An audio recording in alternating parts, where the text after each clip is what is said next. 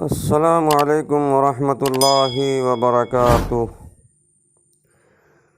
ملت اسلامیہ ہندیہ کے لیے ایک اور افسوسناک خبر، انا للہ و انا الیہ راجعون۔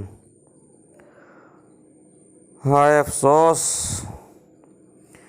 بہت ہی متحرک اور فعال قوم و ملت کی ہمدرد شخصیت، فکر مند عالم دین، جمعیت علماء اتر پردیش کے صدر، قاضی شہر کانپور حضرت مولانا متین الحق اسامہ قاسمی نور اللہ مرقدہ اس دار فانی سے دار بقا کی طرف کوچ کر گئے۔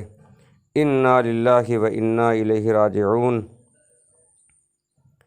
مولانا متین الحق اسامہ قاسمی ایک زبردست، بے باک، مخلص عالم دین تھے۔ وہ ہر میدان میں بلا خوف و خطر اپنے موقف پر استقامت کے ساتھ آخر تک لڑتے تھے۔ اللہ تعالی حضرت والا کی مغفرت فرمائے، آمین، اللہم آمین۔ تمام حضرات سے بھی درخواست ہے کہ حضرت والا کے لیے ایصال ثواب کرے، اور ایک بند میں ان کے لیے ان کی خدمت میں حاضر کر رہا ہوں۔